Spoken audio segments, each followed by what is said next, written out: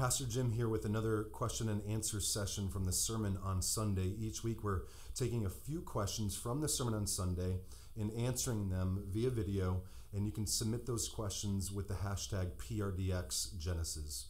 And so the topic on Sunday was creation, and there's a few questions that we'll answer. The first is, how does a doctrine of creation affect daily living and relationships? In other words, why is this important for my life?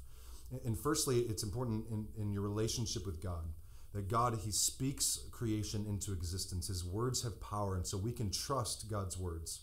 We can cling to God's promises. We can believe that He'll do what He says He will do, because in creation, all of existence comes forth through the spoken word of God. But then also, really everything that we enjoy on a daily basis is found at its essence in Genesis 1. And so organizing and cultivating and creating and building and working and managing and beauty and aesthetics and relationships, all these things can be found in the doctrine of creation. And what we tend to do as Christians is we have this sacred secular divide where there's secular things, but then there's sacred things, and those things are separated. But Genesis 1 teaches that there's no sacred secular divide, that all that we do by faith in worship of God is sacred. And then the second question was, how can I enjoy creation that doesn't lead to the worship of creation? And so I talked about this a lot on Sunday, that we have a tendency to worship creation instead of just enjoy creation to the glory of God.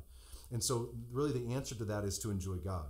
If our theology, if our relationship with God, if our religion, if our understanding of Christianity isn't that we are to enjoy God, that we glorify God, we obey God in our enjoyment of God, then we're not going to be able to fully enjoy creation. We'll inevitably worship creation.